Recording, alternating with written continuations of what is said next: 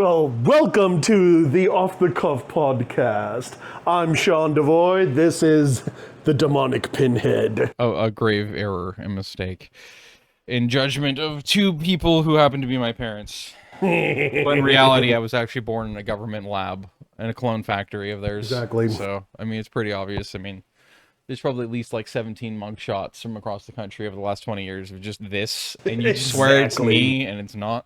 Danny. Danny's the name. Danny is the name. Technically Daniel, but that's like almost at 5 o'clock. At 5 years, 5 o'clock. Jesus, I'm stunted in the head. Apparently. At 5 years old, not 5 o'clock. I told my parents to go fuck themselves. No, I'm kidding. I told my parents that I actually genuinely hated and despised that name, Daniel, and so I'm like, I want to be called Danny instead. And they asked over my shirt, I'm like, yes. And so ever since then, I've been called Danny. Listen, it's called anticipation. Yes. Okay, it's called doing my civic duty. Apparently. Beyond jury duty. Jury duty. Let's face it, that's toddlers play. That's kinder care level. We need fucking like proper adult civic duty level, yes. And that's reading fucking court systems, the Riot Act. Better yet. Just reading them the Riot Act and letting them know everything about how corrupt and fucked up they run everything. And that's why you're not going to ever be willing to be a juror, because you're not going to participate in their horse shit. Hooray! Hooray! Did we talk about that last episode at all near the end about a little bit, yes. Like me mentioning what the DAs and stuff said? Yes. Okay, I thought I might have said that. $300 million plus a year Oregon spends in their own state's public defense fund. Wow. Which is to, hire public defenders. So they always have enough, but their claims are is that they don't have enough public defenders, and that's why they have to keep throwing out thousands of fucking cases just in the two counties alone of Washington and Multnomah County, throwing out 1,500 felony cases on average a month. Wow. Because every 90 days in Oregon, apparently, they have to dismiss and throw out felonies, no matter what the degree is. It could be premeditated murder. They have to throw it away if the person cannot be appointed a public defender. And so as a result, if they don't get a public defender, then obviously they just have to throw it out after 90 days because that time elapsed by a court order and the state Supreme Court. And then that case, if it's lower than that, so it's a misdemeanor, it's 60 days and it gets thrown out. And there's a lot fucking more counties and places across the state. So if you could imagine pulling that to the state level, that's fucking wild. Especially considering it was over 900 of those 1,500 were felonies in just Multnomah County. Anyway, and so obviously, again, it bodes mentioning, even if I did say it at the end of the last episode, that's one of the things that really frustrates me that would read the Riot Act about, is because it's our DA in Washington County that was with the Multnomah County DA just doing a PR stunt for that fucking thing, talking about that whole story about how they're like, oh yeah, nobody wants to do anything at any level of the state to fix the problems that we have. That's literally they in their own words quoted as saying that is unfixable. It's unrepairable because it's so broken. And yet they're like, nobody's willing to do anything about it and to try to change that. And it's like, yeah, neither are you. You're just posturing right now. And it's clear because of our experience in this county with RDA. They aren't changing anything. It's just as fucking fucked up, corrupt, and stupid as possible.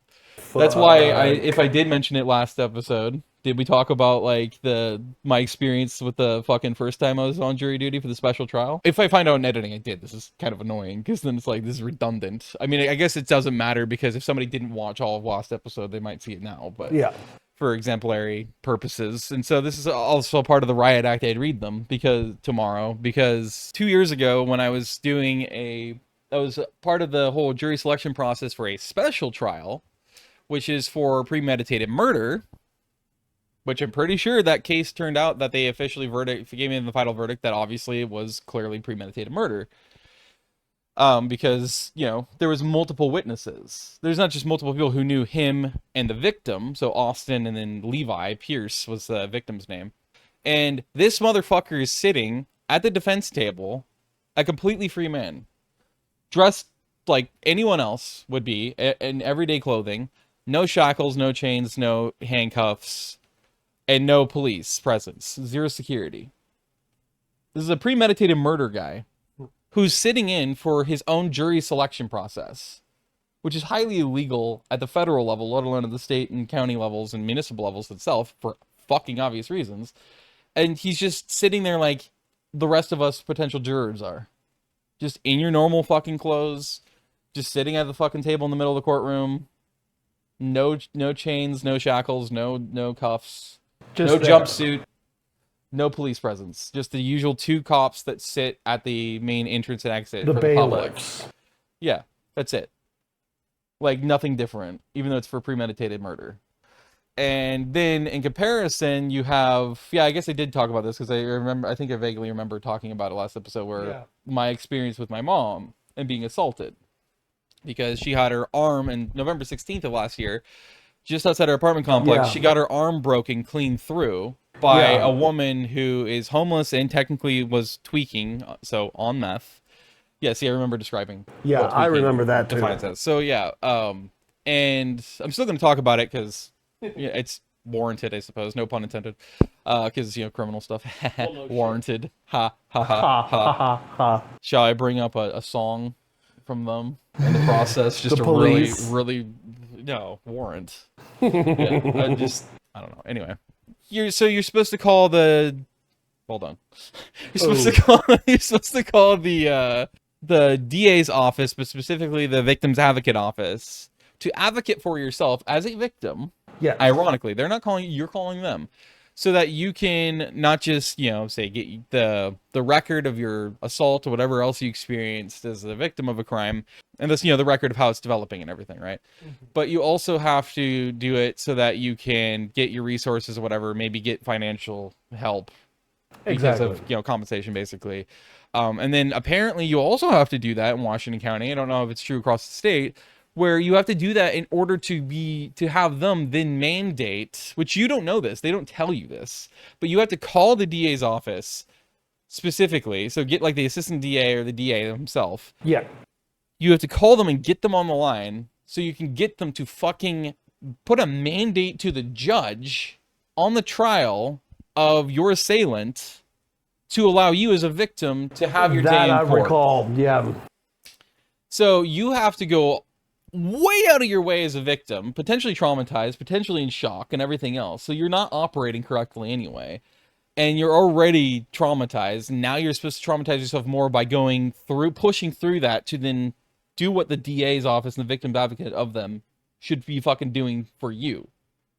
But instead it's the other way around, basically re-victimizing you more. Exactly. And then there's a chance that you might finally be put in on the fucking the trial for your assailant, and you get your day in court as the victim of them.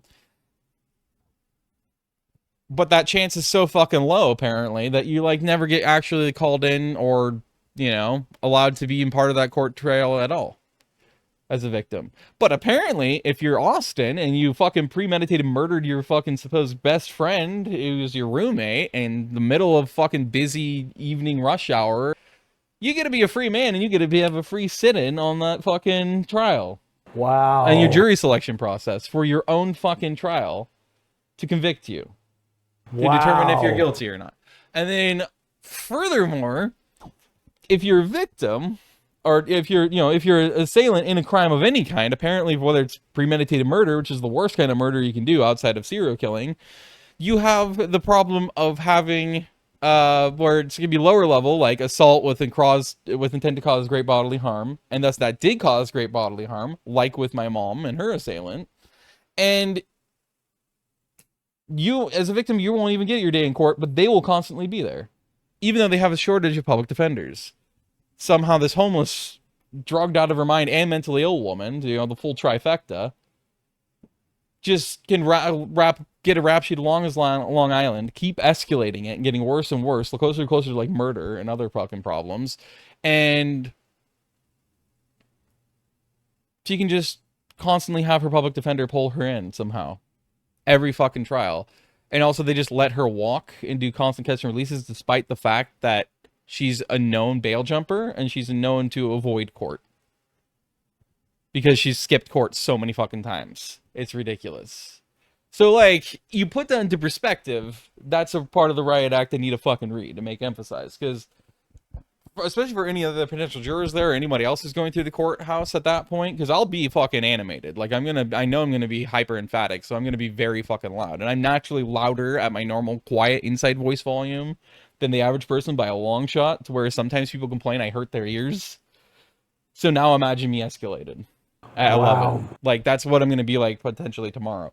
And it's important to me that I can be willing to take on a criminal charge, because, like, which would be disorderly or disturbing the peace or both or whatever, and be willing to have a rap sheet start, because, like, it's more important to accept that as your price to pay for making sure everyone there knows that if nobody's gonna hold you accountable, at least I fucking will. And I'm gonna make sure loudly everyone fucking knows how it really fucking functions here. You know? Yeah. And then that way, hopefully, because these are other people of our community in the county, hopefully they'll actually want to start doing something about it too, and start looking into it and auditing them or fixing it. And if not that, at the very least, they might start making stands themselves and be like, why would I want to go to trial here or in court here if this is the way it fucking works? Like, because obviously, like, I always like to say this with anything like this, is that, and this is very important in life, I think, is that you get acknowledged the fact that if it happens to you once at these kinds of things, it's happening to God knows how many other people. It already has happened, and it will continue to happen to other people.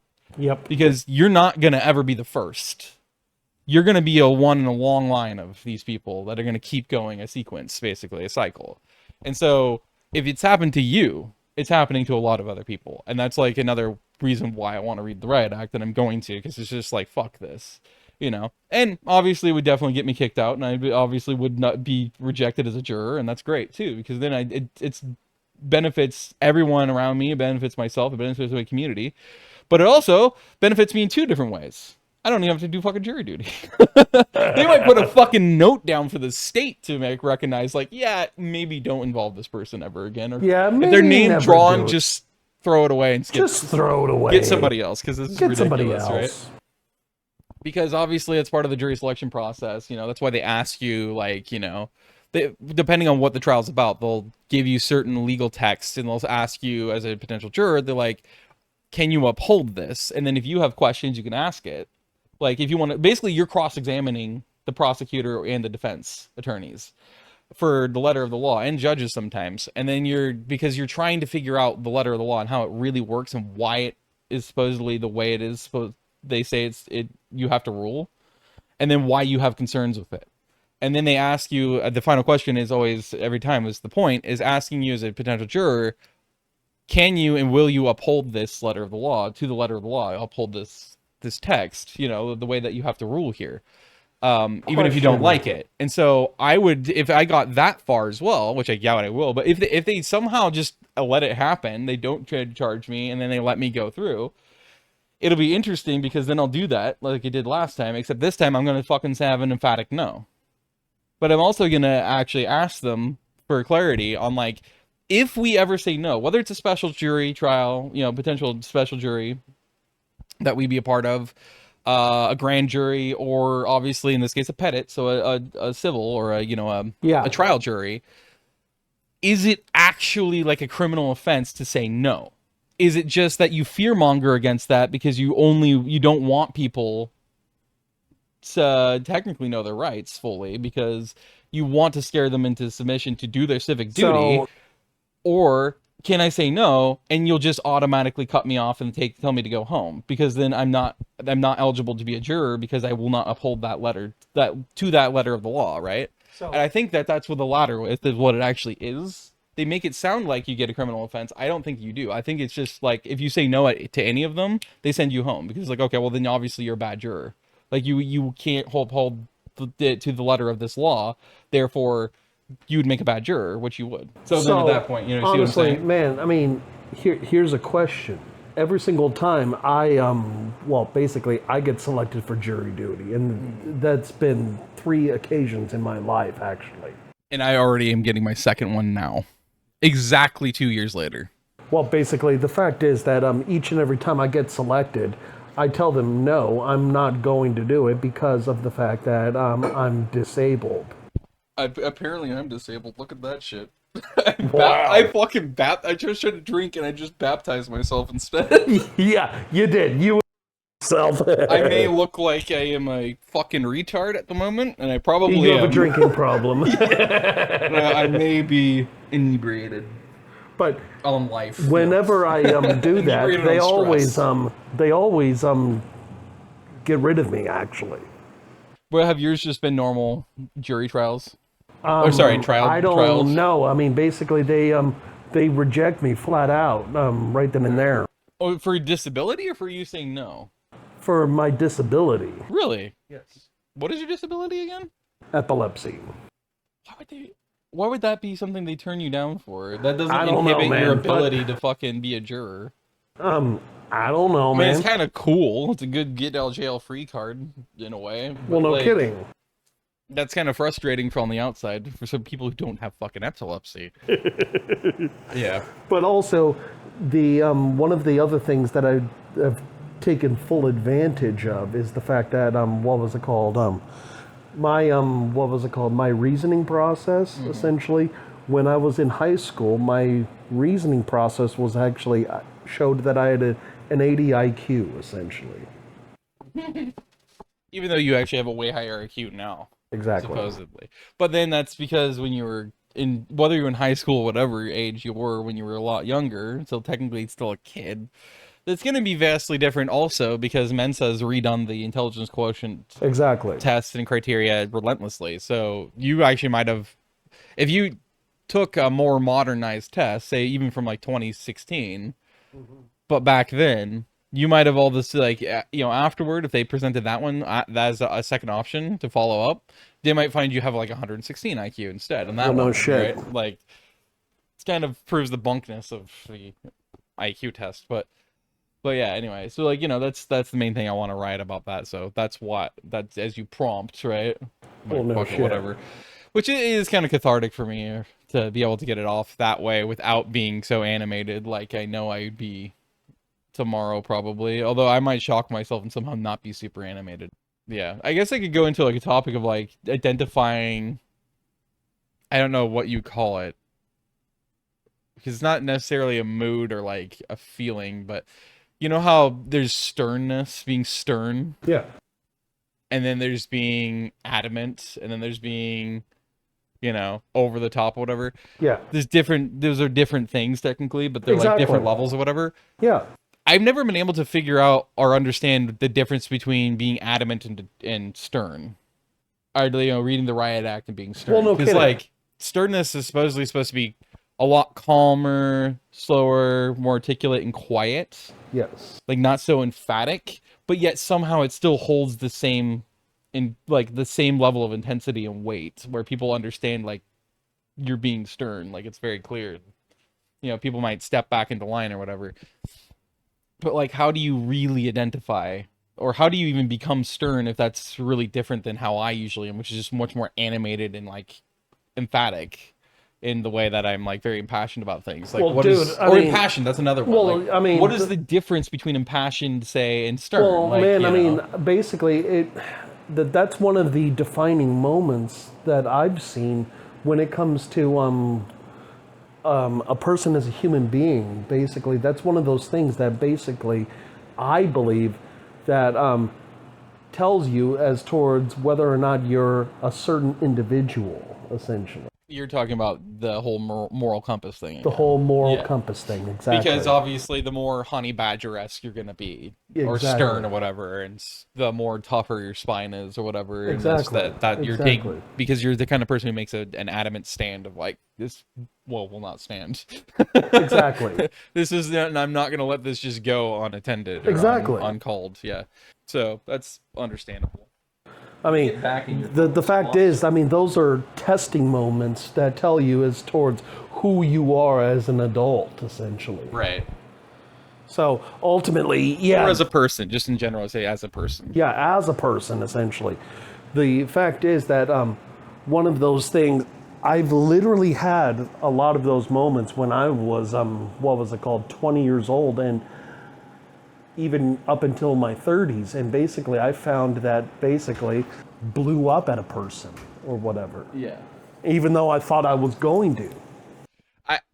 I've never really been the kind of person that has that kind of self-control when it comes down to emotions, especially if I'm adamant and impassioned about something. Yeah. I am a very, very explosive type of personality at that point. Like, Yeah.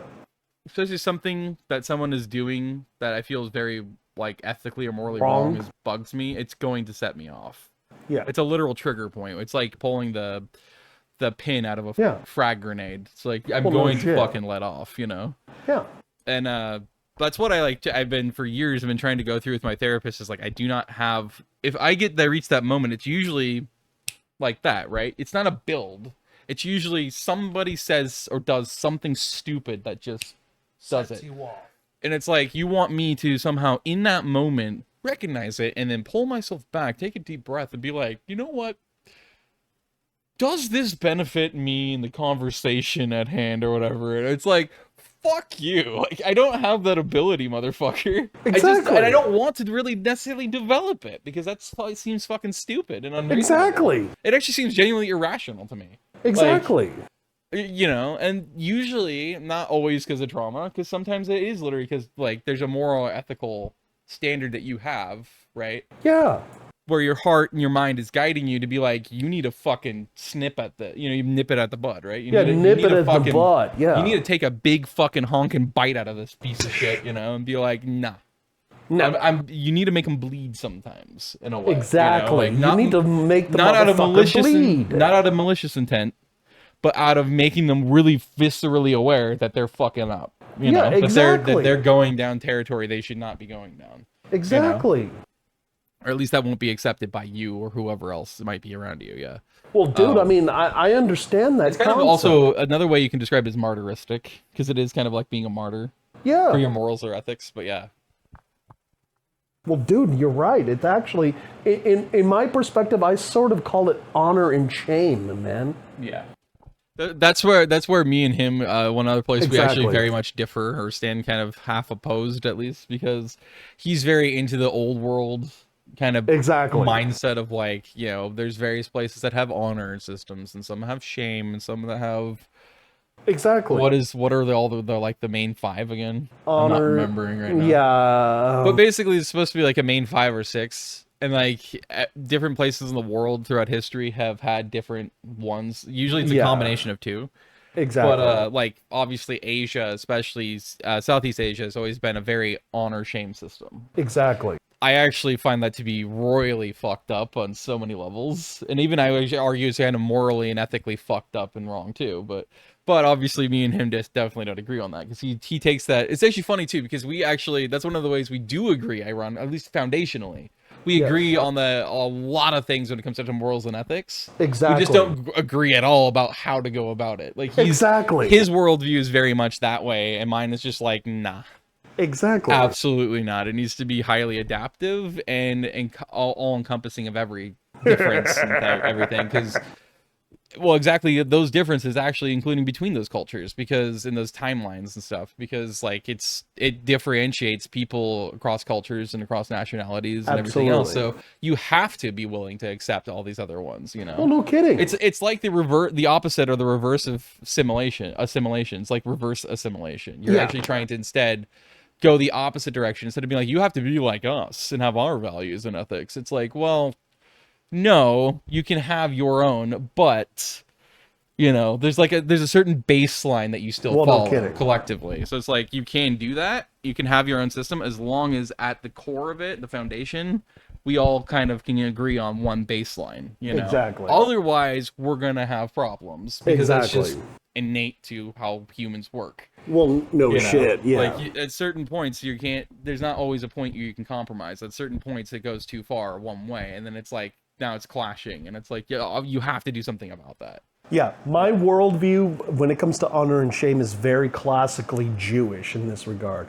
Yeah. Basically, from this ultimate worldview in this regard is basically there are people who are in the Jewish frame of mind, ultimately, that are, quote unquote, who follow a certain set of ethics and worldviews, and basically that is for them, ultimately. Those who do not subscribe to that worldview, well, they have their own. Right, yeah. So, but it's still acceptance of other things. But like, Again, it's also to an extent. Exactly. Is another piece to that. I would say it's like you shouldn't accept the full system. Yes. Because it's inevitable now at that point. It's just going to harshly clash Well, no immediately kidding. again. Like that's where the compromise and including everyone else as well comes in, because it's Exactly. like you can accept certain aspects to it and tolerate other ones that maybe it doesn't really work that well, but at least, you know, in their own homes and everything, it's like, okay, that's cool. But that's what I mean by the foundational basis that everyone collectively can kind of agree on and work with, because you have to have those agreements and the compromises, or else you're fucked as a society, you know, because everyone's going to clash and everyone's going to war now, because it's like, but my system says, you know, blah, blah, blah. Insert Japanese bullshit here. Like, I actually do not like a lot of things. Like, most people in the US and the Western world love Japanese culture and all this other stuff. Yeah. I can't fucking stand so much about it, especially the more traditional it gets, the worse I hate it. Because it's just so against everything that makes me a living biological being. I just disagree so strongly with so much about it. I mean, there's like their honor and shame, especially. I fucking hate that so much, because it fucks over so many people over there. Like, there's a reason why Japan leads the world in suicides, especially for men, whether they're married or not. Like, but especially if they're married, actually, because there's just so much fucked up to that system where it's so strict, harshly, where like we must cling to this honor shame system as if we're still believing in Shintoism and we're like in, you know, I don't know, 1316 or something, and it's just like but you're not like, why? You're not the Ainu Empire. Why are you doing this? You know, it's just fucking stupid. It's like, oh my god, you could see the destruction it's causing in their society too, and like of the mental states and the emotional states of these people, and even the social structures are like deteriorating rapidly, because it's just like especially in a modern world, it just doesn't work. And they want to be cosmopolitan and they want to be metropolitan, right? They want to be, as French as those terms are, globally we understand it to mean it's like very urbanized, right? They're very progressive, they're very modern, you know, they're with the times, they want to be more inclusive and like bring in more people from elsewhere and more cultural things. But the more you mix that with that traditional system, the more it just starts to fucking explode at the seams, because it just doesn't agree with each other. It doesn't functionally work. It just starts to argue with itself and tear itself down into pieces. And that's why we're seeing a lot of this like almost sociological collapse in Japan, because slowly but surely, because like the suicide rate's still skyrocketing there.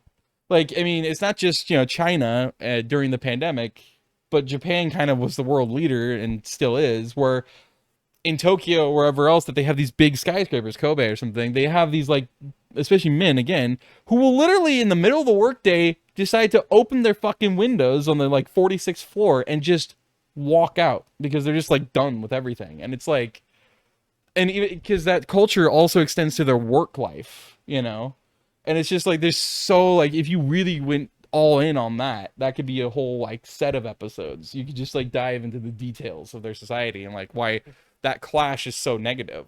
But like also shame is just fucked up to me, because that's like a form of emotional manipulation, in my opinion, to get people to step in line and be like, you must be like this in order to have honor instead of shame. You must follow these precepts and you must do what everyone else is doing, because if you don't, shame on you. But like, it's not just simply as we would say it in Western culture, shame on you. Like, oh, shame, I'm so ashamed. You're just embarrassed. There, it's like a lifetime fucking scar. It like destroys a person emotionally a lot of times, because in their reputation, because it's like you cannot functionally be accepted or function as a person or in society if you're so, you know, shame ridden, because like you don't follow the to a degree, it's really irritating. That's actually sort of true. Sort of. But I mean, again, you have to look at individualized examples to see what I'm referring to versus what you would say is different. That's why you say sort of, because obviously it depends on a case-by-case basis as well. Yes. And how you're also the perspective you look at it. So the reasoning why I say it like that in that worldview, essentially. A great example was found if you watched, what is it called? Cobra Kai. It was about competing karate schools, and they were basically following honor and shame practices, especially in relation to, what is it called? Karate and stuff. Right. Competing karate schools. Yeah. One of them was about a guy whose name was Chosen. Now, granted, they wasn't Japanese, essentially. Yeah. It was Chinese, Yes. which is close. The Chosen, in his worldview, he was actually very much disgraced. Yeah. He was very much disgraced. Basically, in the second movie, he actually was disgraced because he didn't kill the object of his, what was it called? The object of his, Affection? no. Because he didn't kill the object of his disgrace. So ultimately, since he didn't kill him, essentially, what ended up occurring was he realized something. Honor and shame, he learned what honor was. It was about the person's reputation, their acts. Right, exactly. So he gained, You notice how that's one of the things I emphasize with the reputation aspect, right? yes, he gained more reputation, he gained more through his failure. Right, which is why people consider failures character building. Exactly. Because you learn more from a failure than you do a success. Exactly. You can learn from successes, but it's very limited compared to failure. Exactly. But that's why also a lot of people, well, not a lot of people, but handfuls of people out there in the world, they actually cackle and laugh their ass off when they fuck up and fail because Exactly. it's also entertaining to them. But they also it's motivating because they know it's like, well, obviously I have a long way to go to get better at this. No shit. I mean, basically, my worldview. I'm very much like that, by the way, with failure. Same I here. cackle so much when I fuck up. It's stupid, actually. Well, even my worldview, when it comes down to it, I mean, I've got an anarchy flag in there. Basically, You just got it and hung it, by the way, yesterday. Exactly. Yes. My worldview about the about honor and shame is about I'm literally embracing stupidity in that regard. Yeah. Or lack of intelligence experience in something. Exactly. Yeah. And also my lack of morals, if you will. I mean, look at the rings and stuff like that. He says that immediately after as an example of his lack of morals. Yeah, my lack of morals and stuff like that. My lack of morals for liking heavy metal and black metal. Exactly. Exactly. That sounds so absurdly like 1980s in a Christian household to be like, there will be no metal in this household. Yes. Yes. That is demonic. That is demonic. Heck, That is a gateway drug to street crime, okay? We do not accept that in this house, young man. We burn those CDs, those records. Those CDs. Those LPs, yeah. No, what was it? I even listened to the song Kickapoo from Tenacious D, where basically the guy in and of itself, his whole family was religious through and through. And basically, his father said, "We're gonna destroy this song. How dare you?" Well, basically, he ran away from home and stuff like that. He ran away from home and basically created the most powerful rock band there was. Yeah. In and of itself, you see, to me, that is honor and shame. You want to break that down a little bit more? So, that is honor and shame. What was it called? Because ultimately, it sticks to you. It sticks to your reputation. It gives you more fame. That, to me, the way I would see that, of how I could see how that's where it could be a positive thing. Yes. Is, and this is what I actually kind of wanted to say a little bit there, even with the Japanese culture related topic that I brought up, was the only way I see it as being a positive is if you use it on yourself.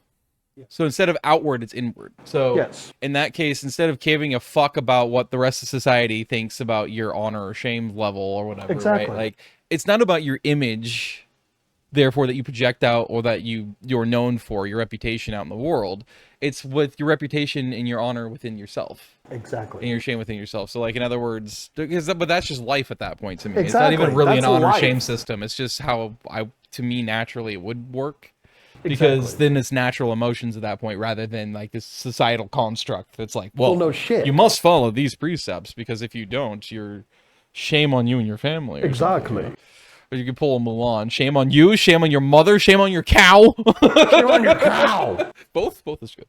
But in and of itself, Shame yeah. on your cow. I love that so much. I mean, in and of itself, though, man, basically, the point that I'm getting at is that there's two types of honor and shame, essentially. There's honor and shame according to tradition, and then there's honor and shame according to the intent, essentially. Right. Which is interesting because I feel like that is very different. It's also you could not just differentiate from between those two forms, but you could technically help it differentiate even within either of the forms. Yes. But that could go into like conversational stuff because like Exactly. like an example, speaking, right? Yeah. In fact, a lot of cultures around the world, including in the US, though we're not technically a shame and honor culture, right? The thing is that technically there is still some of that always there. Exactly. Especially in this case, unfortunately, in the US, because everyone's so fucking shallow and vain here and has no real substance. It's all outward projection, right? Exactly. It's performative. It is. So everybody here is more worried about their honor and reputation, right? Their shame or whatever levels, dependent on what people, and a lot of times it's just strangers, think of each other. And it's just sort of them and the whatever and their perception. And it's like, that's a whole different thing, but you get the idea, right? Like as the baseline example, so we can go into this, is that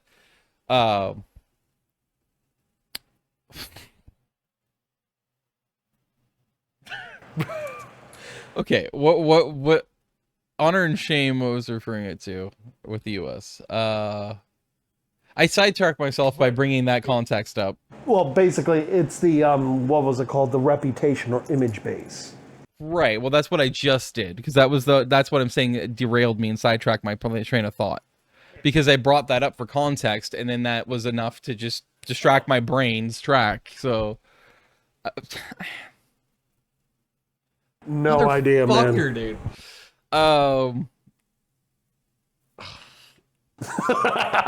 Being ADHD has a lot more benefits than boons than I would say negatives, but. Fuck, this is one of those negatives that just pisses you off sometimes. Exactly. Because it feels like really important, and then you just throw yourself off your own groove. Exactly. Sorry! It's an Emperor's New Groove reference. Are you fucking kidding me? Motherfucker! I'll crucify you! How dare you! If we could backtrack far enough, I could probably re-engineer it and then be like, oh, that's where I was going. Yeah. Shall we try to go farther back? Go for it. I said we. Yes. Well, where were we before I put that so contextual basically point we were there? talking about the image and stuff like that. Here in America, it's basically very vain, very image-based and stuff like that. And you were setting that for context. Yes, and I'm saying if we can go before that now. It's basically just reverse engineering our conversation a little bit, so I can. Well, basically, I was talking about what was it called? Because you said Kickapoo and Tenacious D. Kickapoo and Tenacious D, yes. That basically, it's about a person's reputation. Right. That there's honor within the tradition, and then there's honor within the intent. Right. I can't exactly remember what the point I was going to make was, but basically, like, that also U.S. people are very rebellious, especially towards traditions or towards things, especially if it's traditions in their own home. Yeah. As they grow up. Exactly. They're going to fucking... Basically, that's actually kind of the story of Kickapoo, then, is what it is. Is that he's basically depicting the average person growing up in a U.S. household. Exactly. Especially one that's more religious. I think it had something to do with religion, too, is what my point was going to make was. But, like, that rebellion's a good thing, because it can create that kind of a sequence, where literally it can make your entire life and your career. Exactly. To where reputationally with your family maybe and your church or whatever that you grew up in, it's nothing but negative and shameful or whatever else. It's a terrible thing. Exactly. A terrible example. But then to everyone else and with yourself, it's the best thing in the fucking world because you honored yourself enough to get yourself out of that situation, say, fuck you guys and fuck your system and the way that you think of me, because I know I see myself way better. And I could be even better than that. So I'm going to go out there, I'm going to do what the fuck I want, you know? And I'm going to prove myself to the world, not just to myself, you know? And if maybe to you, but you probably won't care. And of course, usually they won't, especially if they're super religious. But like, I can't remember my fucking point with that, annoyingly. It was something along the lines with relating to the religion aspect to it too, with how that would go. But I don't know, man. It's kind of cool though, because it's like, it basically at the core of it though is that they honored themselves and what they wanted of themselves and what they expected, and you know, and they dreamed of and everything, rather than what your family unit or your elders, whatever else, expected of you or demanded of you, which I think is really positive and cool. You know, it's great to do that. No, but then again, it's also infinitely more difficult to be able to pull something like that off in Japan. Well, no kidding. If you want to go back to Japan, because like... Well, I mean, ultimately, I'll be straight with you. I mean, the fact is, and this is where probably you and I, we will disagree in this regard. The fact is, I actually do believe that those, what was it called? That those traditions actually make a people, ultimately. Or whatever. The fact is that with those, it actually empowers a people group or whatever. So, what would be... It's funny, you know, it's funny. Yeah. The first part of what you just said there, I was like, you know, because I'm like, that's debatable. Exactly. Second part, and that's where I'm like, yeah, right. Fuck that. No, absolutely not. So I love how that's... The actual divergence happens on the latter point. Exactly. The prior I'm squirrely on. I'm like 50-50. I'm debating in that in my own head. I'm like, that's highly arguable and debatable. But yeah. But then the second part, I'm like, no, yeah, that is just screw you. That's when a guy stands up to pee in the morning, and for some reason it just goes like this. It says screw you. It goes the complete opposite directions, and none of it ends up in the toilets. Now, with that stated, okay, a one-time ordeal where a person just dishonors the tradition and stuff like that and honors themselves for the sake of the community, I don't see anything wrong with that. However, for the sake of the community. Yes. I don't feel like Kickapoo would be the sake of the community. That would be entirely for themselves. Yes. Well, ultimately, the reasoning why I would say it as the sake of the community is because the community in and of itself is made up of people. Right. If the person in and of itself is cares enough about themselves, then ultimately they would see themselves as a part of the community. Yeah. And that a one-time act is not really that bad. Of course, then you could go back, especially into U.S. culture, let alone a lot of other places in the world, especially Western cultures, and look at how that went long-term. Well, no kidding. And it definitely had nothing to do with the community, and it definitely didn't benefit their community, because then they all get in their exclusive club that we ain't in, and then everyone else can go fuck themselves, including all their hometown family, and a lot of times their own family, yeah. Exactly. Because, like... It's like, you're asking for money? Fuck you. And it's like they're in poverty still. And you're just like, nah. You're just being a petty bitch because you're asking for my money because I'm now successful. You're just trying to mooch off of me. It's like, bro. That's why people say, don't forget where you came from. Exactly. Like, hello? Durr. Like, you don't have to obsessively fucking reinvest in your community necessarily, but like, you know... Still having enough to honor it by going back and being like, you know, reliving memories and being like, well, I can improve certain things. Like if it's a community that's maybe it is more downtrodden, right? Exactly. Like Aloha. Exactly. Say if I got really fucking rich, I would reinvest in Aloha a little bit at least, because I'd want to like build fucking sidewalks, because there isn't sidewalks in 90% of the places. Get a community center built. Well, you know, dude, honestly, this is part of the reasoning why. From my worldview, whenever I look out there and stuff like that, I literally hate, I don't like a lot of the crap that goes on here in this country, actually. Yeah, no. Honestly, I'm not kidding. A lot of these idiots out there, sorry, but I got to get this out there. These people, they don't care about anyone but themselves. They're vain. But that's like U.S. culture in a nutshell. Exactly. I released a video yesterday. It was a day later than normal because normally we record these on Sundays, and I normally output a video every Sunday on my main channel. But it was yesterday.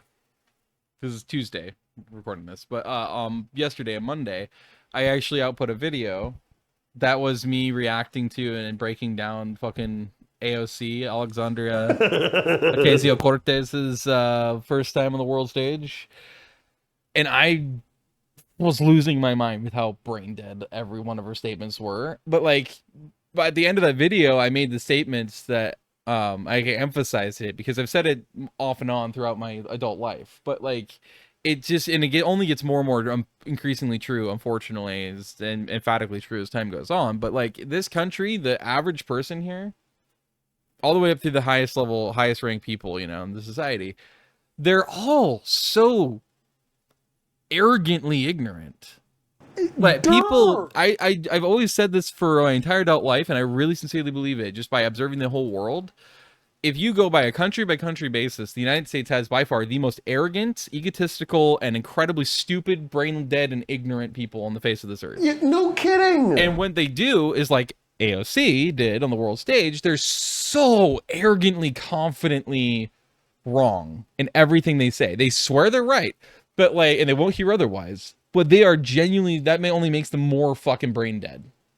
It just hurts my soul. And that's basically what she did on the world stage. That's her debut on the world stage, And what I also pointed out on that too is what's really fucked up and sad about it is that, she has so much outsized power and influence, even just being a congresswoman I think she's a congresswoman, right? So yeah, she is. So she's in Congress, which is, one level below the Senate, and then below that, it's basically the presidency. She made her debut on the world stage exactly because she plans to become a president or be the presidential candidate in the DNC or on the independent ticket, one or the other, who the fuck knows, in 2028. So 2 years from now. So she's making her debut now because she wants to build her reputation globally so she can hopefully get support around the world. God, she's fucking brain dead. Because, representatives in Congress, people in the United States, they're influential, but they're not usually that influential. But because she's younger and she's considered progressive and a SD, a social democrat, there's so many fucking people, especially Gen Z/Gen A. So Alpha, Zoomer, depends on if you want to see them as separate generations or not. I see them as one generation, so it's all still just Zoomers. Because there's genuinely no discernible difference, in my opinion, between them at all, culturally, mentally, emotionally, they're morons socially. In a manner of speaking. Every generation subsequently gets stupider and stupider in this country, and they are the stupidest. And I'll get to that point in a little bit. But her outsized influence is on those that generation. It's on the youngest of the millennials through all the Zoomers/alphas, if you believe alphas are in fact different enough.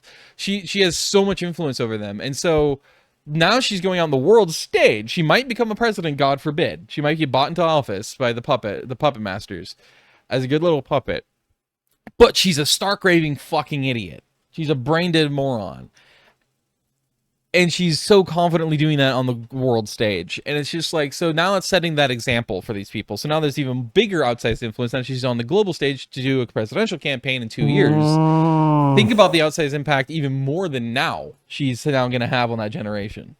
And these people are aging in just now to being able to fucking vote. By 2028, most of these Zoomers, unfortunately, will be old enough to vote. And they're probably going to vote for her. And it's just fucking terrifying because the reason why they do that is because they genuinely think she's intelligent and she's clearly not. And so on that continuing point to that next point is that, like I said, every generation in this country is the younger the generation gets, each next subsequent generation gets stupider and stupider and stupider, more and more ignorant, more and more arrogant. I know. So, and I'm saying that as a fucking millennial. We're the generation before the Zoomers. So yes. I mean, and I don't believe alphas exist. I think it is just all Zoomers. So think about what that's saying here, right? Is I'm actually talking shit about my own generation at that point. So now think about in the next 20 years, these people, 20, 30 years, these people, they're Zoomers, will be getting into fucking office. And think about if you think that AOC is this brain dead, You haven't seen nothing until the next 20, 30 years, if this country still exists when they get in there. Because it is not hyperbolic to say that they are the stupidest, most arrogant generation we have, because they are so brain dead. Like, they really fucking are. I literally heard a report. My own cousin Shaun, not Yeah, not me. Cian, not Shaun. Yeah. So my own cousin Shaun. Shaun is a Zoomer, and he actually acknowledges how much brain rot there is in his generation. Like, they're just brain dead stupid, you know. And he's actually somebody who graduated 2.5 years early from school, by the way. He's been working since he was like barely 15. Wow. Constantly. Like, Dude, we should have him on one of our shows one of these days. He actually be hilarious, I think, overall. I think you'd get a kick out of him.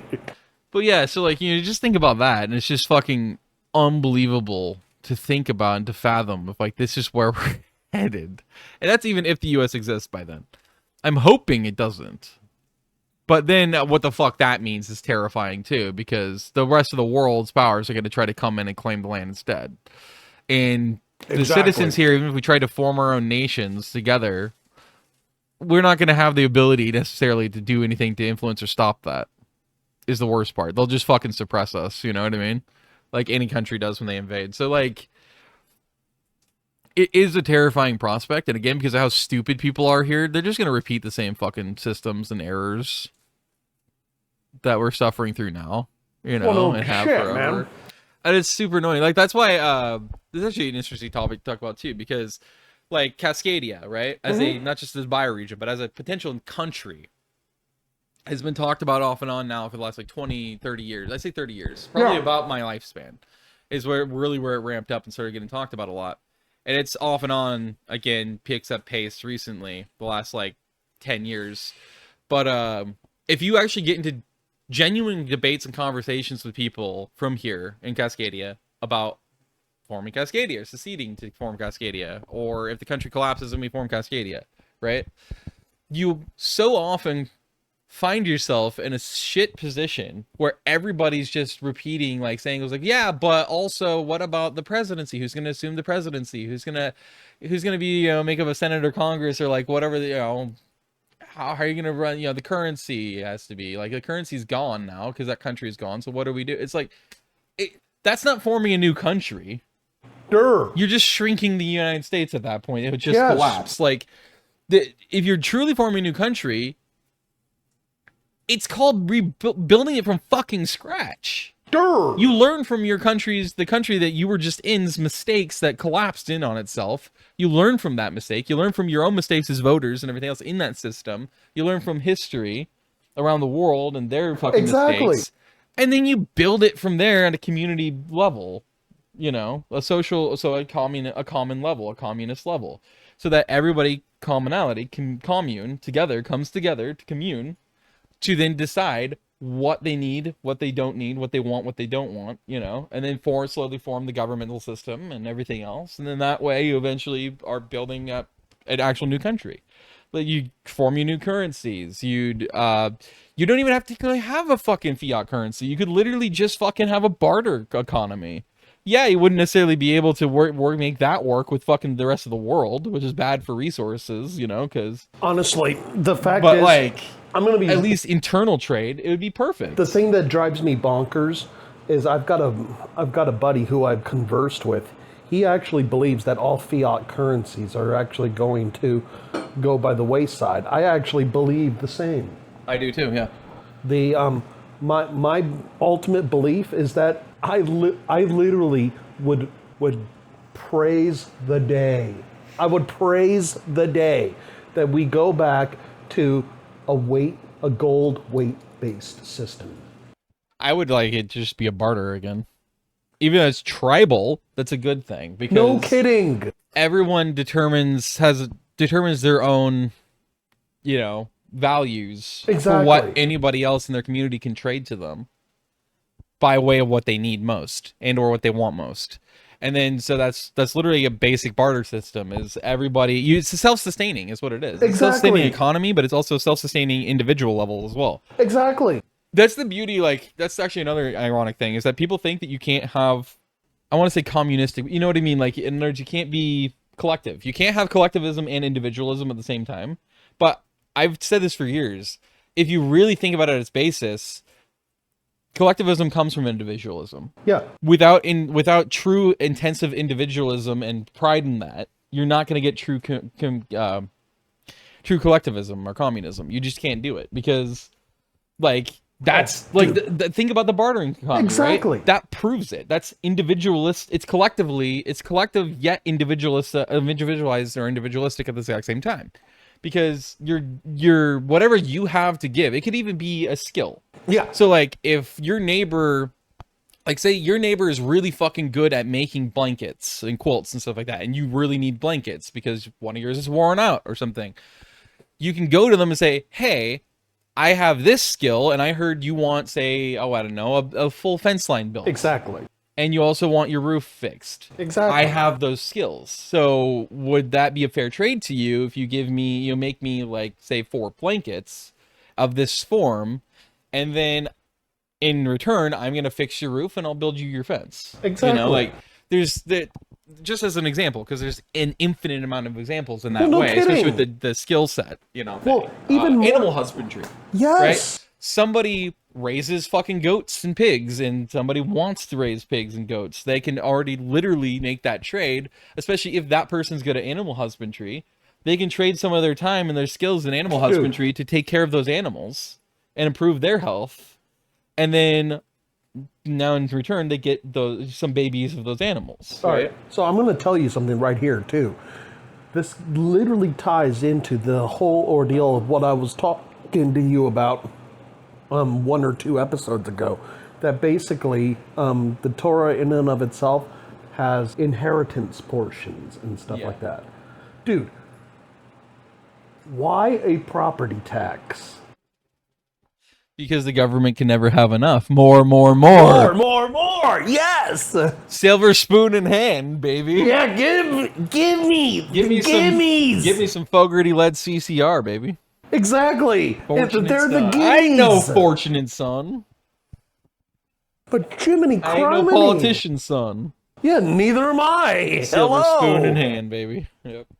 But for crying out loud, I mean, everything that you're talking about is literally the same thing that I would want. Technically, I brought up the barter thing exactly because you said that you Exactly. praised the day that Exactly. it was by gold standard, and I'm like, well, I'd go even further back. Dude, I would praise that day too, man. Jiminy criminy. But yeah, it's literally, if you think about it, like that whole system I just described, I actually had the perfect way to put it. It was literally 3 words, but I don't remember how that oriented anymore. But there's a 3-word way you could put it simply, which is to depict and prove how that proves and shows that, like, it's collective individualism is mutually beneficial. It literally they benefit from each other. They grow with each other. Exactly. Because that's what that is. That's individualized or collective individualism. That's what it is. Yeah. I think that's what I was going to say. It's literally, that's what you would call collectivized individualism or collective individualism, because it's still collective, because you're still helping and benefiting each other constantly, nonstop. It's self-sustaining. But at the same time, it's still individualized. It's still individualistic, because you're like, hey, these are my skills I can offer, or these are my items I can offer that I create, or whatever else, or I grew, if it's a plant, it's foods or something, right? And then it's still benefiting your greater community at the same time. It's like, it's fucking in your neighbors. It's fucking great. And then vice versa. Exactly. So it's still collectivism as much as it's individualism. Yes. Like this cognitive dissonance that people have, where they insist you cannot have one with the other. They are mutually exclusive things. They cannot work. Individualism is the source of all evil. Collectivism is the source of all of our problems. It's like, no, actually, that's exactly the source of all our problems. Is exactly that mentality and belief system, because they literally they rely on each other to both function. Like, you have to have both. That's why, like, some of the most successful tribes throughout history, right?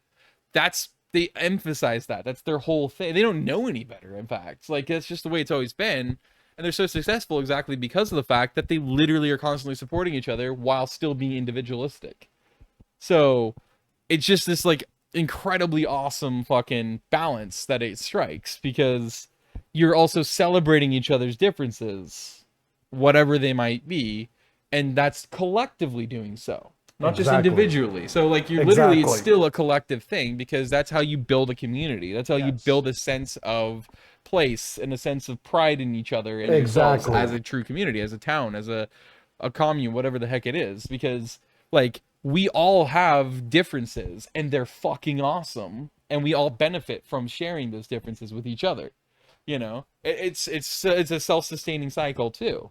So it's so minimalistic at the same time, because you only have what you need. Exactly. To an extent, maybe a little bit of luxury of what you want, but like that's why it's great. In fact, actually, you could argue that it's like, well, what you need, because a lot of people would have a problem with that, especially in the U.S. and Western world. Well, no kidding.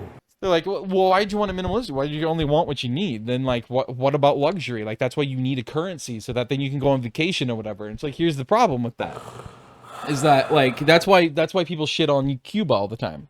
But actually, their economy, you know, population's the problem for them right now. They have too much of a population, so it's like the system kind of breaks itself down now. Because that's also why communism is a good thing, because it's like it's also individualized into groups, or like, you know, smaller communities basically, right? So to each their needs, to each their own, or whatever, however the fuck that phrase goes, right? Like it's a great thing for that reason. But once you scale it up that big to where it's a whole national thing and there's so much population growth, it's eventually it's not going to work very well. Like they technically still have a currency, but you're only paid like two Cuban pesos an hour or a day or something like that. Wow. Because the government automatically gives you everything you already need. They give you a house or apartment. They give you, if you have a house that they give you a fucking Cuban cow. So you can make your own butter and your own milk products, but at the same time, you also can use it for beef.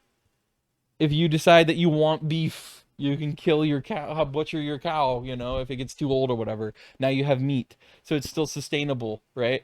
They give you the seeds for gardens and food growth. They give you the fucking, you know, like in your sense of place of living. They give you internet, basic internet. They give you your basic phone service and a phone.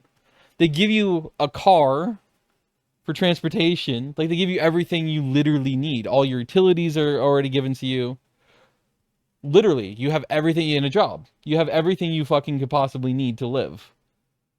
So that's why they only pay you like 2 Cuban pesos an hour or a day, because like you don't need anything more. That doesn't help you anywhere, because they pay for your fucking gas.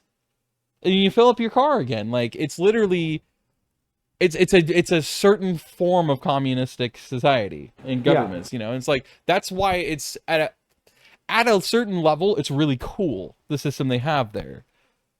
Obviously, though, the more you analyze it, the more you can find why it's not really working anymore. Yeah. Besides, obviously, the U.S. fucking them over every fucking second they possibly can. Like, oh, did I just get an erection? Gotta fuck over Cuba. Oh, did I just wake up? Gotta fuck over Cuba. Did I just take a shit? Gotta fuck over Cuba. Did I just breathe? Gotta fuck over Cuba. You know, just like every waking moment of this fucking country's history, they're like, gotta fuck over Cuba. Did I just fart? Gotta fuck over Cuba. Like, it's just fucking. It's so. But it basically is at that level. It's fucking stupid. They're doing it again. It's just fucking stupid. They went right back to fucking 1960, you know, embargoes and everything on them again. Shit. It's just fucking stupid, you know? And it's like, if you think about it, if we never did any of this stupid shit, they actually might be in a better position right now. Genuinely. Because that's the thing with like tariffs and embargoes, because they also have all these tariffs on them from the U.S.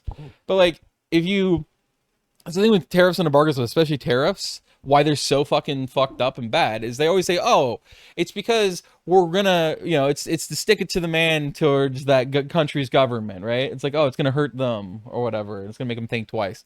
But everyone has known for longer than I've been alive, that's bullshit.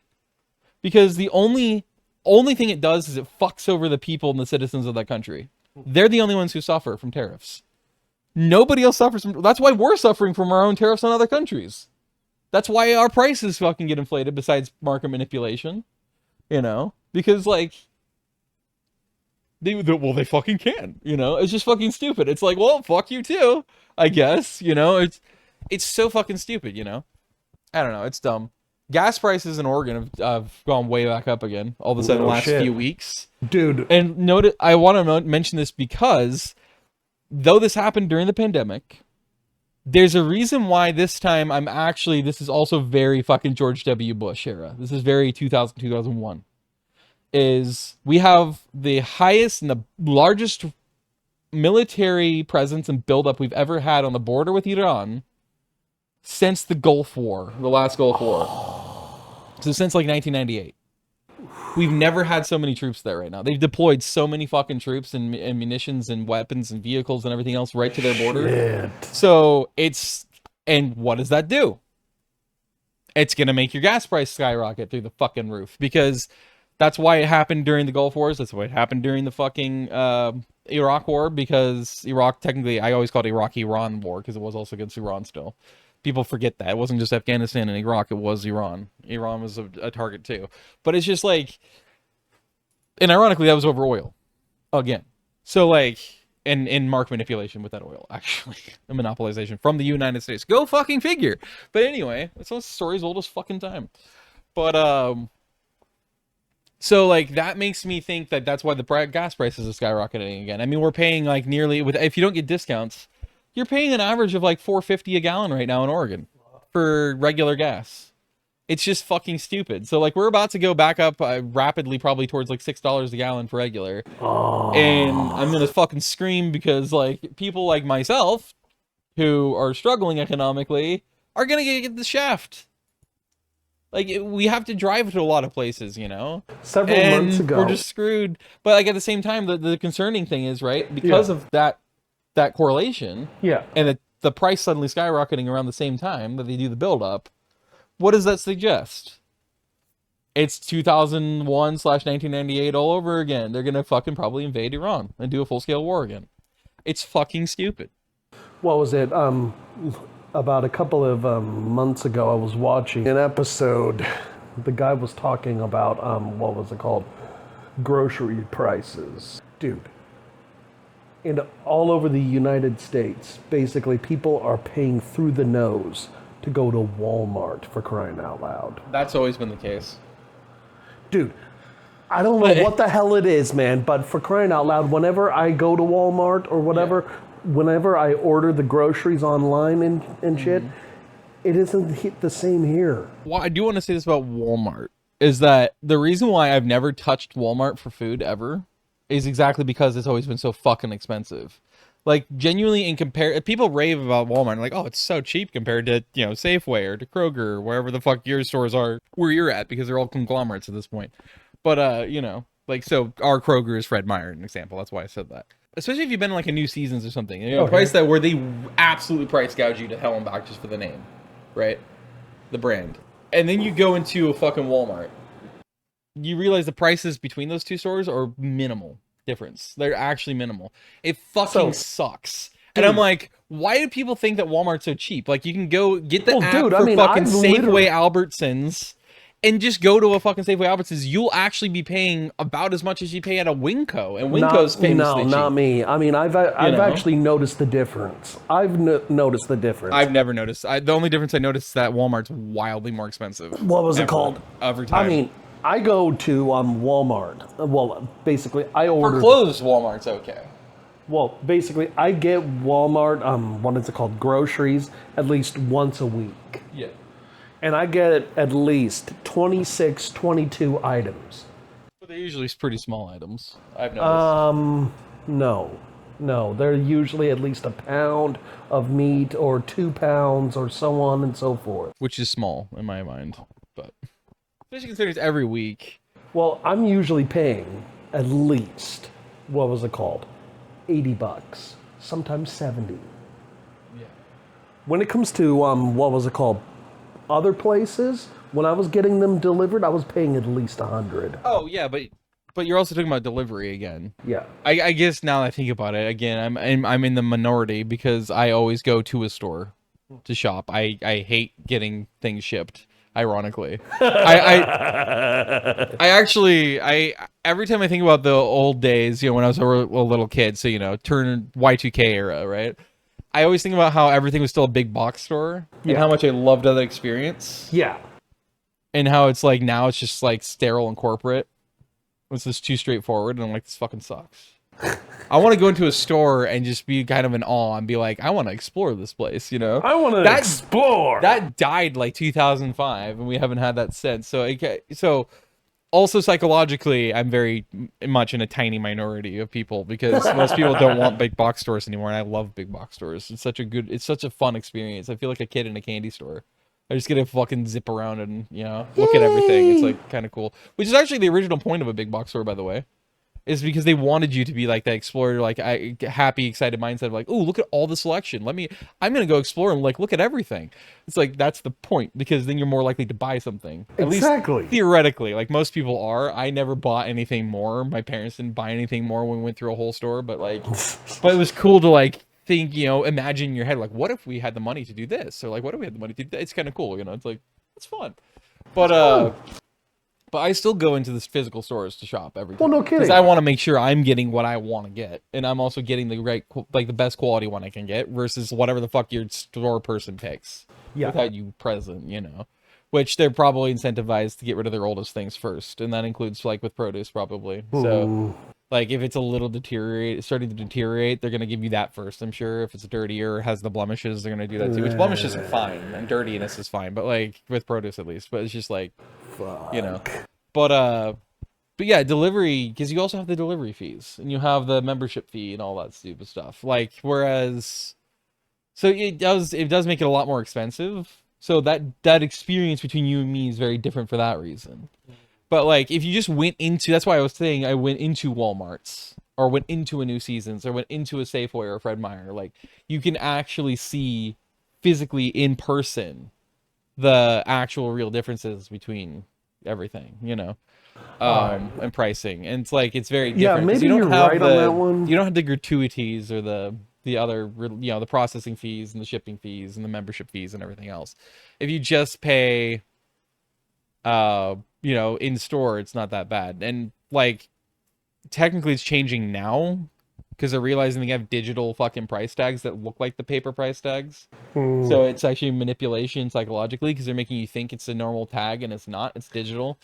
But like it literally will track your fucking phone so that it knows who you are as their member or their buyer of their program. Oh my God. So they can change the price according to how close a proximity you are, depending on how much you are willing to pay versus your next door neighbor that goes to the same store, and so like your price will increase if you're willing to pay more for something that they've shown you've shown them they have shown they're willing to pay. So like there's a more perfect union has a great video proving and showcasing this exact thing. Like they all went to the exact same store in the exact same place. They had like 100 people, 100 volunteers, and everybody fucking got different prices. But for them, it was in the way that they're not trying to do it, but the way it's been now for years, which is that it's via those programs. Yeah. Where you get it delivered, you get it shipped, right?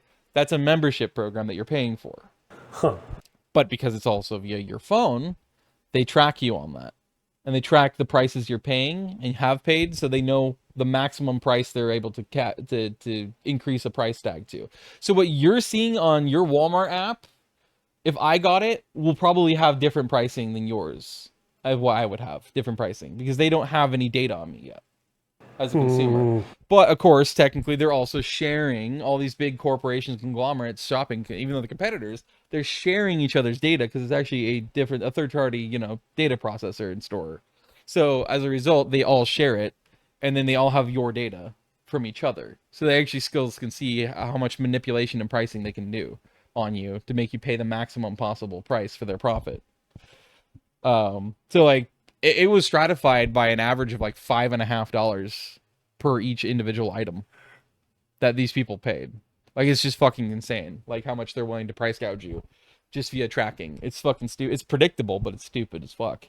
So like, you and me could go to the same Safeway consistently, right? And you genuinely, if it was all via the app, you had it shipped. I would say we had it shipped. We could compare our prices of what we're paying, and I guarantee we would be divergent. We'd have completely different prices we're paying for the same exact items from the same exact store, ordered at the same time. Because that's just part of the market manipulation. It's fucking stupid, right? So, this country is absolutely fucked, I swear. I mean, the whole world's fucking that way. But actually, now that I think about it, that goes back to something we mentioned a little earlier, which is you were talking about the currencies, right? We were talking about currencies and like going away from fiat. I said I believe that we're going away from fiat, but not because it's going the correct direction. It's going the wrong way. They're trying to do a whole global digital currency and identification system, obviously. I mean, that's blatantly obvious. It's so funny because like 5 years ago, even 3 years ago, everyone would tell you you're a crazy far-right nut job and conspiracy theorist if you actually believe these things and said these things. Exactly. But now we actually have the proof. Well, we already know it because they're the world leaders, all the richest of the rich, you know, and WF and everything, have already admitted to it to our faces. They've already said that's what they're intending to do. That's what they're planning to do. All the policies of all these different countries across the world, including countries like the United States, which are supposedly so anti-WEF, right? What are they doing right now? The same fucking thing. They're implementing all the same fucking shit and systems because they never were against it in the first place. Because they're, again, the puppets that are the politicians and the presidents and the world leaders are the puppets of the same richest of the rich people. Exactly. They're indebted to each other. They're all in the same, they're all, as George Carlin said, all in the same big club that you ain't in. They got you by the balls, right? And that's one of the ways they do. So we're fucked over in that way. So like, that's what I meant when I said that I'm confident that the world is going away from, not just the world's going away from fiat currency because they want to make it all digital. Yep. The US government's had their own cryptocurrency now for like, what, 2 years?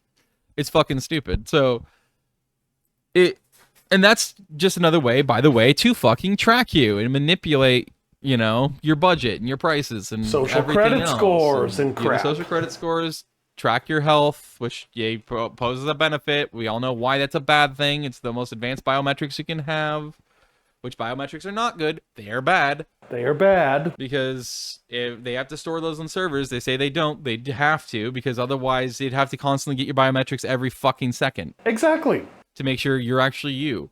So, yes, they store on servers. What that means is that if they ever get hacked, you can never, ever again have a legal ability to have an alibi or say you did not commit a crime that they accuse you of. Because technically you did via your biometrics, which is your facial structure, it's your irises, it's your fingerprints, you know, all of that, which is all incredibly unique to you and only you. And no other living being has ever had or ever will have exactly the same biometrics that you do. Well, no kidding. That's why they tout it as this positive thing about, you know, again, security and everything. But it's actually exactly the reason. That's exactly why it's the exact opposite. It's actually the worst possible thing. And then they can manipulate that whenever the fuck they want to. They can use it against you. If you get a low enough social credit score, you do something or you say something against them enough that gets enough, you know, global momentum and attention. They can manipulate that as much as they want. They can now be, all right, okay. How about using your biometrics to prove you know committed this heinous crime or this immense fraud, and you ruined people's lives? Let's fabricate this because you should not have fucking stepped on our toes, yeah, like that, you know. Exactly. It's all about fucking control, manipulation. It's fucked up and stupid, but that's genuinely the world we live in now, you know. That's why people now more than ever reference all the Orwell books, and they reference The Handmaid's Tale and Hunger Games and all these other fucking dystopia novels and stuff. It's exactly because it doesn't feel like or look like or seem like we're going there or we are there. We are there. We're not going there. We are there. We're already waist deep, and they're trying to throw us all the way in above our heads into the muck of it because our dystopia is their utopia. Exactly. Which is why they want, and they are actively trying to make this happen, because it is genuinely a utopia. It's a wet dream of theirs. They want to live in that world because we literally will never have power control of anything in our lives or ourselves or our thoughts or anything ever again, but they have all of it themselves, you know? It's exactly. Just, as lunatic as it might sound, there's a reason why nowadays you're not as like that's fucking crazy or that's insane. There's a reason. It's because they're sleepwalking you into normalization. It's getting so normal now because we're already in it. It is already reality and has been for a long enough time now that it's becoming normalized subconsciously in your own mind and everyone else's minds. That's why you're not so viscerally reactionary towards such a suggestion anymore. You're not just like immediately like cackling your ass off, being like, this person's a fucking lunatic. Now you might be a little frustrated or mad or whatever, but at the end of the day, it's because it's working. Their system is functioning as intended. They are successfully manipulating your mind because they're making you sleepwalked into it being so fucking normal. Exactly. That you don't even, once it actually is fully implemented, and it's too late. And I mean, I sincerely believe we are past the point of no return at this point. And I intentionally spell it K-N-O-W, not N-O, because we know it's past that point. It's the knowledge, the shorthand for knowledge. Mm-hmm. You're past the point of knowledgeable return. In other words, you not just know and acknowledge, hey, we're past that point. We can't save ourselves anymore. But it's also because it's indirectly indicating, hey, I'm intelligent. I have the knowledge. I knew this was this was happening before anyone else was willing to admit it. It's a true point of no return. And actually, another great reason why I do that is also a reference to a great Kansas song. And it's basically prog rock, right? Kansas is famously, arguably, the most famous prog rock band of all time. Exactly because of their influence, because of how they wrote their lyrics. And with prog rock bands like that, every album is telling an actual full narrative and story. So every song technically is played in sequence of each other in that order. It's ordered the way it is because it's literally a continuation of a story or a certain point of view. Yeah, Portrait He Knew, Point of No Return, Dust in the Wind, Carry On My Wayward Son, and like even the titles you can already tell they're all related, right? Yeah. They're all kind of making a same general notion or foundation. They have the same basis. Yeah, it's just fucking insane, you know? Exactly. That's where we're actually at. Like, you almost feel like you should consider even yourself a lunatic, but you know you're not. Exactly. Because it's so obvious. It just sucks that we're really here. This is where we're at. We're fucked. Yeah, we're fucked. Like, that's why I described it to my mom recently multiple times. It's my worst fucking nightmare. This came to fruition. I've always hoped it wouldn't, but I knew it probably would inevitably, but I just kind of denied myself thinking about it because I'm like, why would you want your worst nightmare to come true, right? Well, no kidding. Which is that passing that point of no return. Because what that means is that the only chance we have left collectively as people around the world, as the serfs, as the fucking slaves, modern slaves, and the cog in the corporate machines, is now literally to basically murder them all. We don't have a fucking choice but to cull them off this earth. But it has to be every fucking one of them, because if you leave even a single one, you've done nothing to quell it, to stop it. The only way it stops is if they're gone. And that's where we're at now, you know? And you know, that's why, I mean, think about it. That's why they built their fucking bunkers. All the rich is the rich. They all have their fucking special little bunkers. Some of the puppets got given their own bunkers. Exactly. Their own underground tunnel systems connecting everything, you know, that only they're allowed into and only they're allowed to know about and see the layout of. And they do the drills every so often to get to panic bunker, get into their bunkers and everything. And why they choose isolate locations and everything else. It's exactly because this is by design. This is their system functioning as intended. And they know that there's always the chance. They don't think it will happen. And I don't blame them, because people are fucking gullible, stupid idiots in this earth. That's how we are past the point of no return right now, right? We can't fucking fix this unless they die for this reason. People are that fucking stupid and gullible. They just can sleepwalk you into anything. Like this reality now. A literal Orwell, a literal draconian, literal dystopia. But, right, like, my point being is that it's because of that tiny little off chance that there's enough of the world population, the serfs, that do actually finally say, enough of this bullshit. We're fucking done. We're not taking this line down anymore. We're gonna fight back. They must die. That small chance that happens, that's what that's preparation for. That's why they have their own private militias. That's why they have certain parts of militaries from around the world ready to fucking be at their whim and their beck and call. If that happens, because they're going to fucking cull all of us. They're going to fucking be opening fire without restriction, without hesitation on every single person who tries to fucking stop them. Because to them, it's like being killed. It's like being murdered. Is their system falling apart or being torn down, and thus them being stopped. And so that's literally why they would fight like they're being killed. Even though technically they might not be killed, right? At least in the moment. They're just being captured and being stopped. But to them, that's still tantamount to being fucking tortured to death. And so they will absolutely mow us down. There'd be piles of fucking corpses at that point and maimed people, you know, having agonal breathing and everything. And we still have to keep climbing over each other's dead bodies. Yeah. Just to make sure we can finally get to them and then mow them down. You know? And yeah, technically, if you're like my mom and you want everything to be all butterflies and rainbows, right? You'd be like, let's do what the forefathers intended instead. Let's not have any intention of violence or murder. Let's instead make sure that what we do is we all collectively come together and go into all the capitals and all their homes and their mansions and their gated facilities and everything else and their bunkers, and we storm them and we make sure that we're all armed so that way we give them the ultimatum, which is that we're going to hurt you bad, but not kill you, but we're gonna hurt you, or you just comply with us and you go and get locked away forever. Because violence is never the answer. The problem is, that's defiant to human nature. That's the exact opposite. And once you're at this far, the only choice is, unfortunately, mass slaughter. And it fucking sucks. That's why it's my worst nightmare. Come to reality. Because that's where we're at.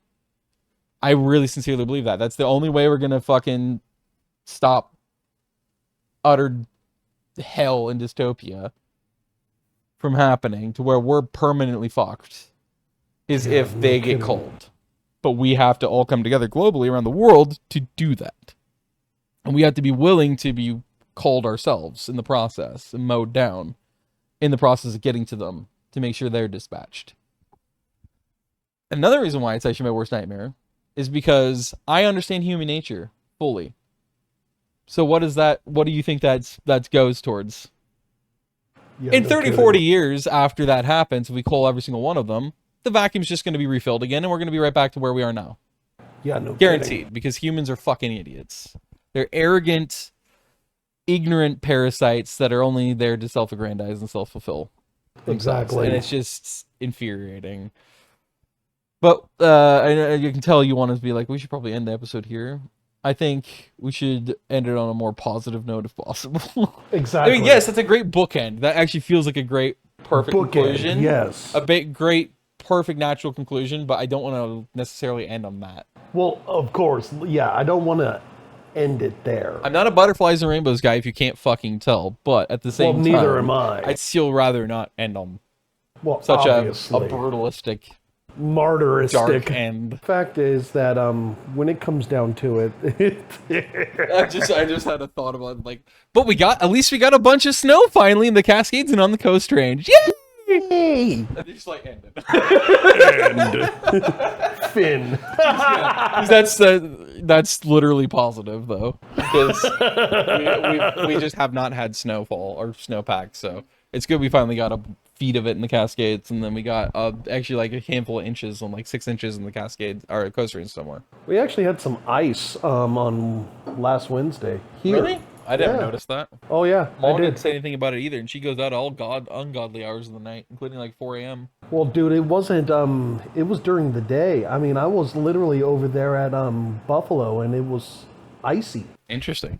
It didn't stick. That's for sure. Well, I mean, you're talking about ice as in like on the ground? On the ground. Yeah, okay, yeah. So, because you said didn't stick, and I'm like, wait, what are you talking about? Yeah, it literally ice on the ground. I mean, it looked like snow, for crying out loud. It was. I know Mom 2 said hours into. Maybe that was Wednesday, but Mom said that when she was out in downtown Hillsboro, that she got caught in a big hailstorm.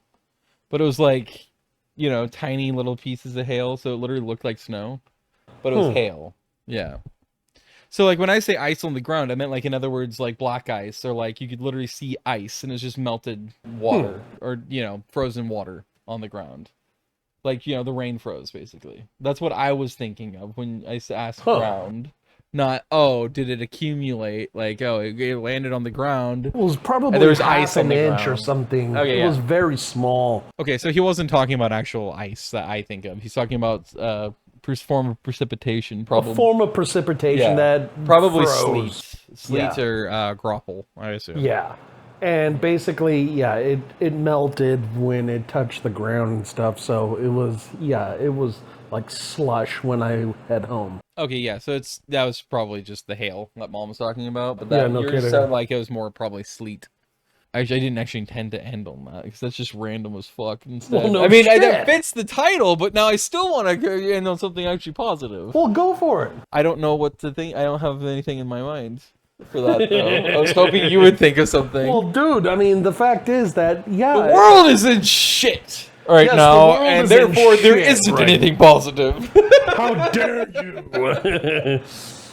But yeah, the fact is that it when it comes down to it, the Judeo the Jewish thought in me essentially is that world peace can be achieved in and of itself through acts of kindness.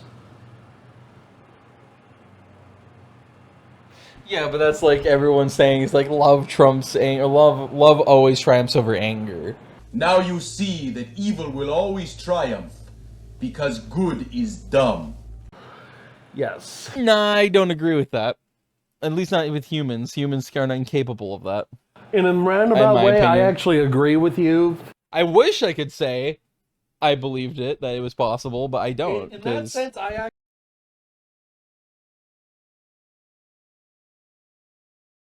Like you're trying to end it with that positive thought, and I'm just like, nah, I gotta put a crack in that.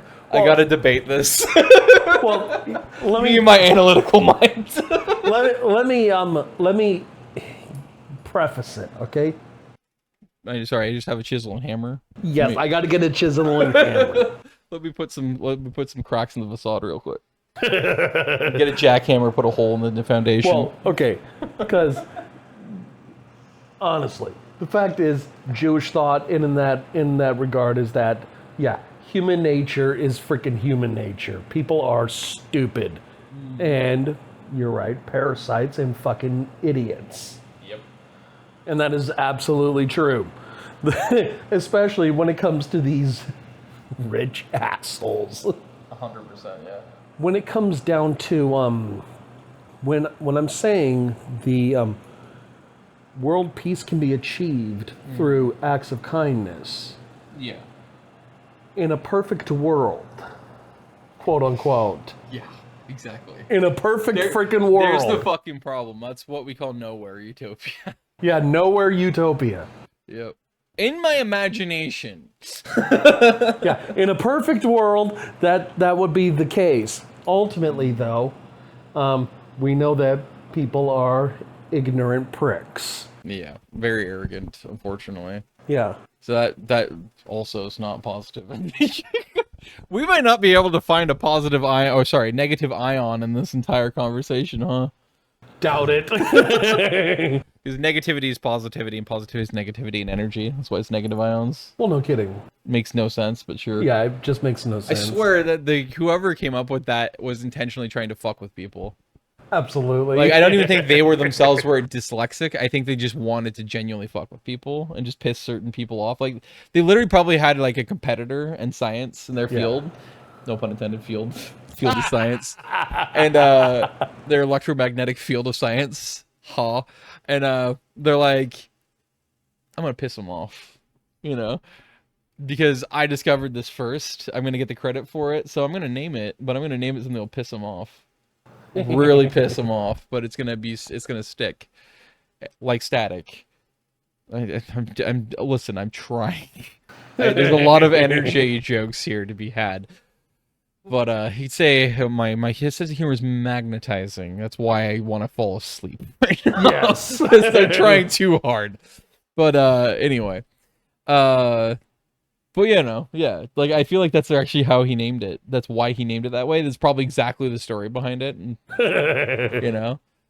And I gotta say, it's a very well-grounded theory right there, you know. What, am I flying too close to the neutron star there? In a roundabout way, yes. Roundabout way, you could say I was orbiting it. Yes. In an orbital way. Yes, you orbital bastard. Yeah. They finally discovered, and took film and pictures of a shipwreck that wrecked in Lake Michigan in 1864, I believe they said it was. Or no, 1872. Yeah. Because it was finished building and it first got christened as a vessel in 1862. Or sorry, 1864. And then it sunk 8 years later. Huh.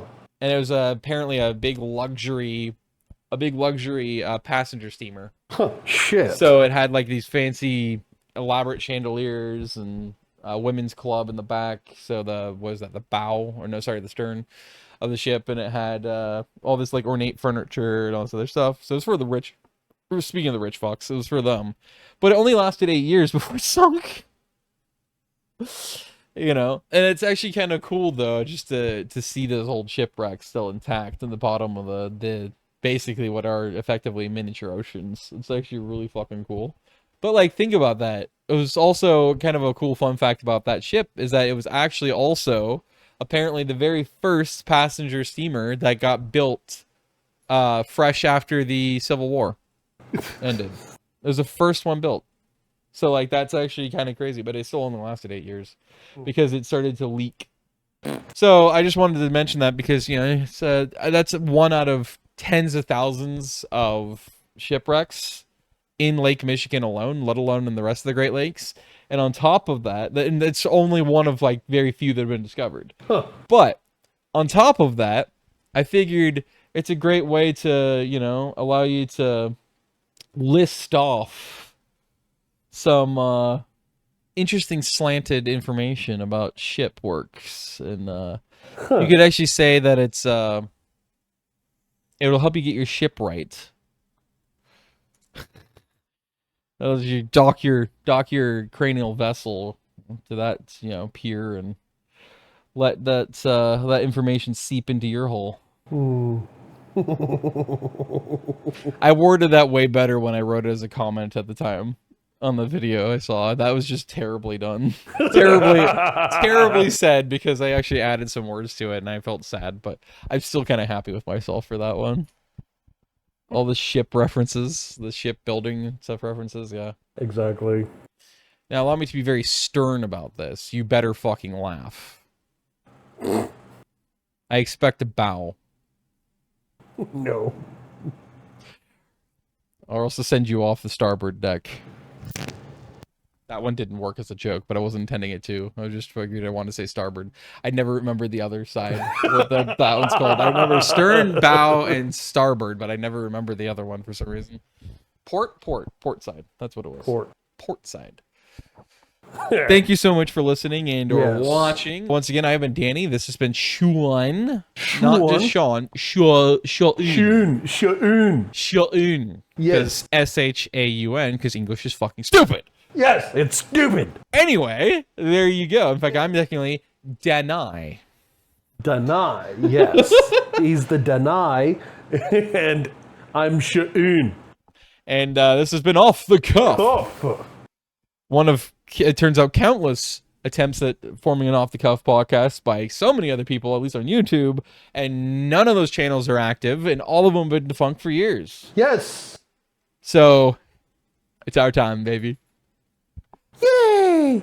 We intend to release these episodes like once every 2 weeks, so that way you're never going to be spammed like most podcasts. Exactly. And also, we decided that we're going to have a clips channel, like some podcasts, like JRE or whatever, so that way you guys don't get spammed here on the main podcast channel. You only get the main podcast, the whole ones. And then on that clips channel, we'll actually release segments or like certain ones. Exactly. They might even be like 20-minute segments, but like it makes more sense to put them there because then you'd also have your shorter clips as well. And that said, I'm going to go pee and pick chives now.